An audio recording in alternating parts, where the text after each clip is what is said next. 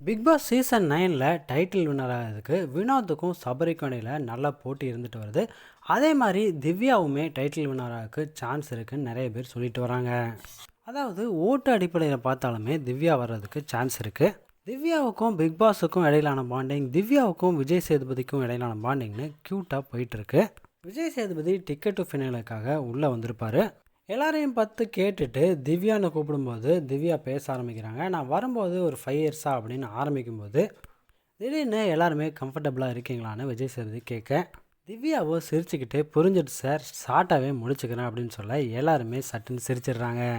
சொல்லுங்க திவ்யான்னு விஜய் சேதுபதி பக்கத்தில் வந்து உட்காந்து கேட்க, நான் உள்ளே வரும்போது 2 நாள் கூட தாக்கு பிடிக்க மாட்டேன் அப்படின்னு நினச்சேன். என்னோடய கேரக்டராகவே நான் இல்லாமல் இருந்தேன். ஆனால் போக போக என்னோடய கேரக்டர் இதுதான், என்னாலும் பரவாயில்ல அப்படின்னு சொல்லி என்னோடய கேரக்டராகவே இருக்க ஆரம்பித்தேன் அப்படின்னு சொல்கிறாங்க. பார்த்துட்ருக்க நமக்குமே அவங்களோட கேரக்டராகவே இருந்ததுனால தான் இன்னுமே எவிக்ட் ஆகாமல் இருக்காங்க. டைட்டில் வின்னர் கூட சான்ஸ் இருக்குது அப்படின்னு தோணுது. இதை பற்றின உங்களோட கருத்துக்களை கமெண்ட்ஸ் பாக்ஸில் ஷேர் பண்ணுங்கள்.